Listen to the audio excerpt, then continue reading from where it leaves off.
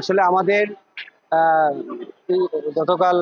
গত সপ্তাহখানেক আগে আমাদের স্কুলের পার্শ্ববর্তী স্কুলের হাই স্কুলের বেশ কয়েকজন ছাত্রী এই জরায়ু টিকাটা দেওয়ার পর প্রায় 15-20 দিন পর এই হঠাৎ করে তারা শ্বাসকষ্ট দেখা দেয় এবং শারীরিকভাবে বিভিন্ন সমস্যার সম্মুখীন হয়। তার পরবর্তীতে তাদেরকে ব্রাহ্মণবাড়িয়া সদর হাসপাতালে অনেককে নিয়ে আসে। কিছু চিকিৎসা দেওয়ার পর তারা সুস্থ হয়। কিন্তু আজকে আবার হঠাৎ করে প্রায় 20 জন শিক্ষার্থী, মেয়ে শিক্ষার্থী, তারা এই সমস্যায় শারীরিকভাবে প্রচুর একটা সমস্যার সম্মুখীন হয়। তাদের হাত পা ঠান্ডা হয়ে যায়, হাতগুলা বলে যাচ্ছিল, শ্বাসকষ্ট, দীর্ঘ শ্বাসকষ্ট হচ্ছিল। তো আমরা ব্রাহ্মণবাড়িয়া সরকারি হাসপাতালে নিয়ে আসি। আসার পর মেডিকেল কর্তৃপক্ষ আমাদেরকে যেটা বলে আসলে যে এটা একটা ইয়ে থেকে, প্যানিক থেকে আসলে মূলত স্টুডেন্টদেরকে এটা হয়েছে। তো আমি আমাদের জায়গা থেকে আমাদের অভিভাবকরা আমরা যারা মনে করছি যে আসলে প্যানিক থেকে এতগুলো স্টুডেন্টের এইভাবে এত মারাত্মক ভাবে হবে কেন, সেটা আমাদের প্রশ্ন। এবং এই জন্য আমরা আমাদের জায়গা থেকে, অভিভাবকদের পক্ষ থেকে, আমরা সমাজের পক্ষ থেকে আমরা চাচ্ছি যে এটার একটা তদন্ত করে এটার একটা ব্যবস্থা নেওয়ার জন্য, যে কেন হচ্ছে। এবং আমি যদি আমাদের এই যে রোগটি, বৃহস্পতিবারে আমাদের প্রায় 15 জন শিক্ষার্থীর চিকিৎসা চারগাছ এবং ব্রাহ্মণবাড়িয়া সদর হসপিটাল থেকে করা হয়। পরবর্তীতে আজকে যখন শুরু হয় ক্লাসে যাওয়ার পূর্বে একটি মেয়ে প্রথমে অসুস্থ হয়, পরে দেখা দেখি অনেকগুলা মেয়ে অসুস্থ হয়ে পড়ে। তারপর এলাকাবাসী এবং যার যার গার্ডিয়ানের মাধ্যমে আজকে আমরা আমাদের শিক্ষক নেতৃবৃন্দের নেতৃত্বেও আমরা এই যে ব্রাহ্মণবাড়িয়া সদর হসপিটালে এসে ভর্তি হই কিছু স্টুডেন্ট নিয়ে, প্রায় 15 জনের মতন। তারপরে কিছু শিক্ষার্থী আবার চারগাছও চিকিৎসা নিচ্ছে।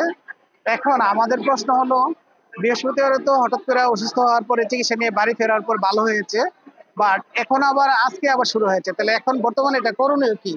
আমরা চাচ্ছি এটার একটা মূল বিষয়টা ধরে সুষ্ঠুভাবে যেন এটা তদন্ত করে এটা বের করা হয় যে কেন এই শিক্ষার্থীগুলা অসুস্থ হচ্ছে। একজনের উপর আরেকজন পড়ে আছে, মনে করেন 20-25-30 জনের মতো এরকম একজনের উপর আরেকজন পড়ছে। স্যাররা যদি ধরতো, না ধরা আমাদের প্রাণপ্রিয় টিচার, আমাদের স্কুলের কেজি স্কুলের টিচার 26 স্যার, তারপর রুমা ম্যাডাম, ওরা আনছে। ওরা যদি আজকে না থাকতো তাহলে ওরা যে কি হইতো, মানে যা বলার বাহিরে। ওর প্রতি আমরা অনেক কৃতজ্ঞ।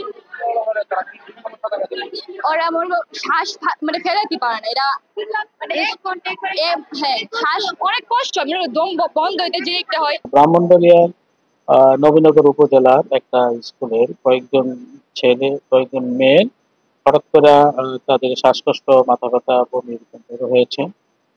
আমরা জানি যে মাস সাইটোজেনিক ইনডেক্স নামে একটি ডিজিজ আছে, অতি প্রাচীনকাল থেকে এটা সারা পৃথিবী ব্যাপী আছে, বাংলাদেশে আছে। যখন কোনো একটি মেয়ে, ইয়াং টিনিস মেয়ে, তার মাথা ব্যথা শুরু হয় অথবা তার শ্বাসকষ্ট শুরু হয়, এটা থেকে আশেপাশের মেয়েদের সাইকোলজিক্যালি ওরা দুর্বল হয়ে পড়ে।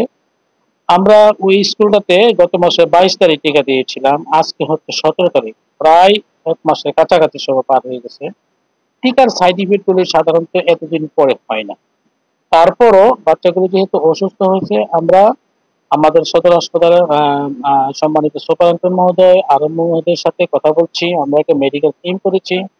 বাচ্চাগুলি যে কারণে অসুস্থ হোক না কেন, আমরা মেডিকেল টিমের মাধ্যমে সরকারিভাবে আমরা সার্বক্ষণিক তাদেরকে চিকিৎসা দিচ্ছি। কিছুদিন পূর্ব এরকম 5-7 জন ভর্তি হয়েছিল, ওরা একদিনের মধ্যে চলে গেছে।